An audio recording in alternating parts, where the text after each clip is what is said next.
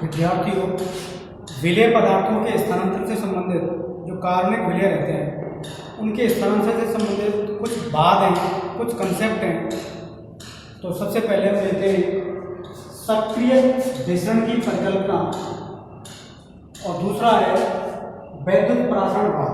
तो पहले को लेते हैं सक्रिय विसरण की परिकल्पना।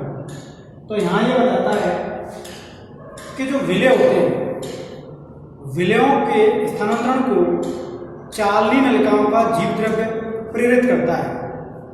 विलेयों के स्थानांतरण को चालनी नलिका का जो जीवद्रव्य है वो क्या करता है, प्रेरित करता है, अर्थात उनके प्रतिरोध को समाप्त कर उनके स्थानांतरण को त्वरित कर देता है। जैसे कुछ वैज्ञानिक हैं मैसन और मॉस, उन्होंने बताया कि जो चालनी नलिका रहती है उनमें क्रमाकुंचन गति और या पंपन गति पाई जाती है उनके कोशिका द्रव्य में। तो इस गति के कारण क्या रहता है, विलेय आगे की ओर बढ़ते हैं चालनी नलिकाओं में। ये जो इस क्रमाकुंचन गति और पंपन के लिए ऊर्जा की आवश्यकता होती है, इसीलिए पंपन स्टेशनों की आवश्यकता पड़ेगी जो किसे ऊर्जा देंगे। तो पंपन स्टेशन का कार्य इनमें करने वाले वास्तव में चालनी नलिकाएं और सहकोशिकाएं होती हैं। चालनी नलिकाएं और सहकोशिकाएं। तो कहने का मतलब ये है, जैसे ये कोई पंपन स्टेशन है, ये कोई चालनी नलिका है, तो जगह जगह पर इसके पंपन स्टेशन होने जो है ऊर्जा देंगे आगे पहुंचाने के लिए किसी भी विलेय को। तो पंपन स्टेशन को कार्य कौन करेगा, चालनी नलिका और सहकोशिका, और ऊर्जा की आवश्यकता होगी। और ये जो आगे बढ़ रहे हैं ये वास्तव में चालनी नलिकाओं में क्रमाकुंचन गति या पंपन गति हो रही है जिससे विलेय आगे बढ़ रहा है। लेकिन आपत्ति ये है कि इस प्रकार के फ्लो में पंपन स्टेशन ऐसी संरचना कोई नहीं देखी गई है। ये कहने का मतलब ये काल्पनिक प्रतीत होता है कि पंपन स्टेशन पाए जाते हैं चालनी नलिका या सहकोशिका में, ऐसा नहीं होता। हाँ, क्रमाकुंचन गति विलेय पदार्थों के स्थानांतरण के लिए जिम्मेदार है, लेकिन पंपन स्टेशन की जो बात है वो काल्पनिक है। इसके अलावा जो पी प्रोटीन है, जैसे मनुष्यों में मांसपेशियों में एक्टिन प्रोटीन जो पाई जाती है जिसमें क्रमाकुंचन होता है जो कि विलेय के स्थानांतरण के लिए कार्य करती है, तो इस प्रकार की एक्टिन प्रोटीन के समान ही पी प्रोटीन पाई जाती है चालनी नलिकाओं में कोशिका द्रव्य में। तो ये यहाँ समाप्त हुआ। अब हम देखते हैं वैद्युत परासरण भाग। एक वैज्ञानिक थे मुंच, उन्होंने बताया था कि जो चालनी नलिकाएं होती हैं वहां छिद्रण प्लेट पाई जाती है और छिद्रण प्लेट पर कैलोस पॉलीसैकेराइड पाया जाता है जो कि इन छिद्रों को क्या कर देगा, बंद कर देगा, या फिर पी प्रोटीन पाई जाएगी जो इन छिद्रों को बंद कर देगी। तो निश्चित रूप से विलेय पदार्थों का स्थानांतरण रुक जाना चाहिए, कम होना चाहिए। तो इसके लिए ऐसे स्थानांतरण के लिए एक प्रभावी बल की आवश्यकता होती है।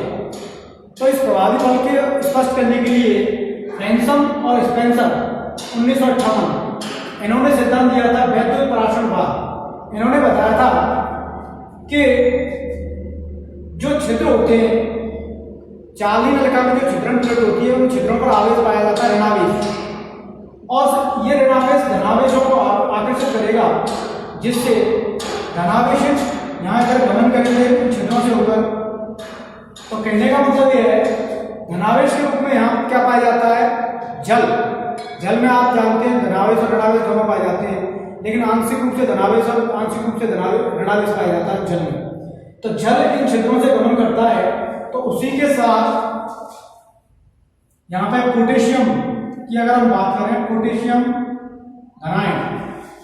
धनायन है और ऋणायन किन पर, छिद्रों पर है। तो ये इसकी ओर अग्रसर होगा और इधर की ओर गमन करेगा आगे की ओर। तो यहाँ पे जल के साथ जैसे शर्करा है, ये विलेय क्या करते हैं, गमन करते हैं। तो कहने का मतलब ये है धनावेशित आयन इन ऋणावेशित छिद्रों से गुजरकर आगे की ओर बढ़ते हैं। लेकिन बार बार यहाँ पर पोटेशियम आयन आ जाने से यहाँ परासरण सांद्रता में अंतर आ जाता है, जिससे परासरण बिगड़ जाता है, डिस्टर्बेंस हो सकता है। इसलिए जो सहकोशिकाएं पाई जाती है चालनी नलिकाओं के बगल में, वो इन पोटेशियम आयनों को पुनः क्या कर देती है, चालनी नलिकाओं में ऊपर की ओर डाल देती है। दोबारा से यहाँ से लेंगी और पुनः डाल देंगे। तो यहाँ पे वैद्युत पराशरण मार्ग का मतलब है अधिक धनावेश से कम धनावेश की ओर गमन। यहाँ अधिक धनावेश है या कम है, ठीक है। तो यहाँ पे शर्करा का जो गमन है, विलय है, वो इधर गमन होगा पोटेशियम आयनों के साथ या जल के आयनों के साथ। शर्करा है, आप जानते हो ये ऋणावेश क्या है, छिद्र है, इन छिद्रों से पोटेशियम गुजर जाएगा, तो पोटेशियम और जल के साथ ही शर्करा भी गुजर जाएगा।